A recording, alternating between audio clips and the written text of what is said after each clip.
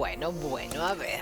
Bueno, nos vamos a ir en estas historias de la Argentina secreta, Rosario, la ciudad de Rosario, en la provincia de Santa Fe. Año 1860. Los protagonistas no son argentinos, pero la historia tiene que ver con la Argentina. Y vamos a contarles de lo que se llamó en ese momento el Árbol de la Libertad. El Árbol de la Libertad. Y usted dirá, ¿cómo es esta historia? Ahora se la cuento. Este hombre que está viendo ahí es un austríaco que se llamó Alois Tabernig. Alois Tabernig, austríaco. Había nacido en su país, por supuesto, Austria, en el año 1829. Luego llega a la Argentina en el año 1860. Después de una estadía corta en la ciudad de Buenos Aires, va a Rosario. Pero atraído por el empuje que comenzaba a mostrar la colonia Esperanza, se trasladó a esa ciudad santafesina en el año 1864 y abrió ahí una herrería. Se había casado Alois con una mujer con quien había tenido 3 hijas, Regina, Magdalena y Catalina. Sin embargo, su mujer murió y él debió quedar a cargo de las 3 niñas. Pero esa doble función, la de papá y mamá, no le impidió soñar con alguna vez volver a enamorarse para formar una nueva familia.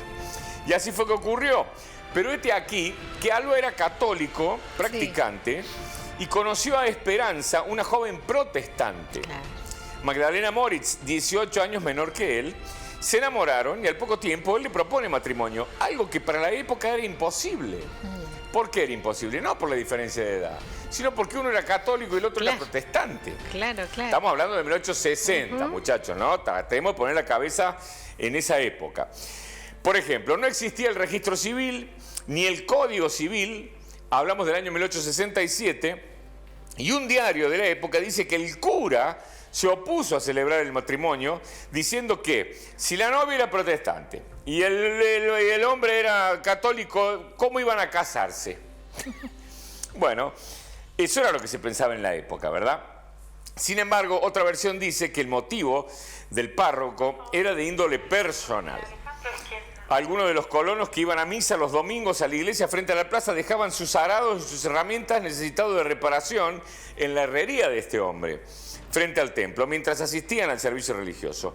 Los martillazos incesantes del austríaco sobre el yunque ponían fuera de sí al sacerdote que estaba celebrando la misa y por lo tanto se había enfriado las relaciones entre él entre él y el hombre, el herrero. Bueno, en vano fueron los ruegos del novio y la intervención de otros vecinos a favor de Alois para poder casarse, quien por su inteligencia como fabricante de arados y por su carácter jovial era muy querido por los vecinos. José Luis Iñiguez, expresidente del Centro de Estudios Históricos de las Colonias en Esperanza, cuenta que a las 5:30 apareció el novio con traje dominguero llevando a la novia fuertemente del brazo, como diciendo, ¿nos metemos a la iglesia o nos metemos a la iglesia? Y se terminó la historia. Ante esta situación, que parecía no tener una resolución favorable, Alois recordó una vieja tradición alemana y con permiso de la municipalidad plantó un árbol muy alto. Ahí vemos la placa que está en el árbol actual. Plantó un árbol muy alto que estaba exactamente entre la iglesia católica y la iglesia protestante del pueblo, ¿no? Entre medio de la distancia de estas dos puso el árbol. ¿Y qué decía el árbol? Decía, este es el árbol de la libertad. Después, de acuerdo con los padres de Magdalena Moritz, notificó a todos los vecinos de Esperanza invitarlos a reunirse el domingo a la tarde en la plaza, donde se tratarían importantes asuntos para la colonia, entre ellos ese asunto. ¿Se puede casar o no?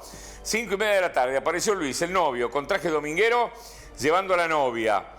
La cuestión es que ante ello pidió a los presentes que fueran sus testigos para tomar como esposa a Magdalena, asegurando que los hijos que nacieran serían considerados legítimos y reservándose el derecho de celebrar en la iglesia el acto tan pronto como lo permitiese el señor cura.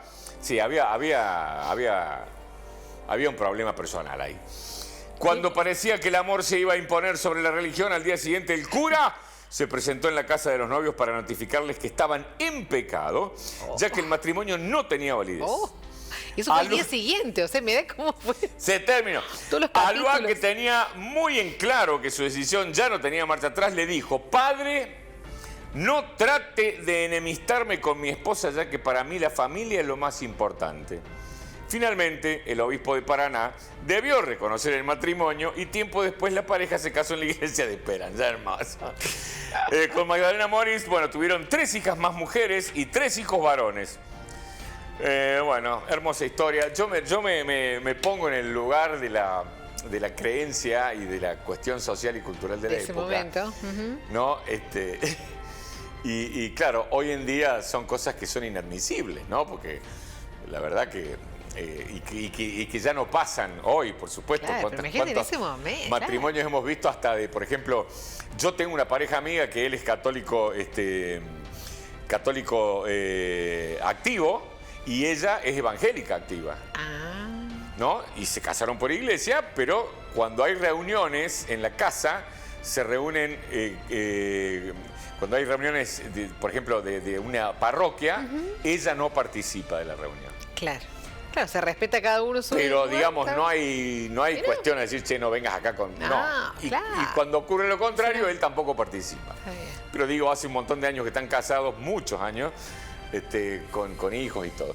Digo, lo que era la cuestión social de la época, ¿no? Para mí que la bronca era con el ruido, ¿vos sabés? ¿Vos decís? ¿Vos sabés por eso se la estaba haciendo tan difícil. ¿Vos sabés que para mí era por el ruido? Porque antiguamente el silencio tenía que ser sepulcral, digamos, en una celebración. Por eso los chicos los sacaban afuera cuando empezaban a llorar. Hoy en día los chicos corren, bueno. Y si el tipo hacía ruido y le molestaba, era por ahí la cuestión. Qué historia que nos trajiste. Buenísima. Gracias. Cuídese. Sí, usted no haga también. ruido.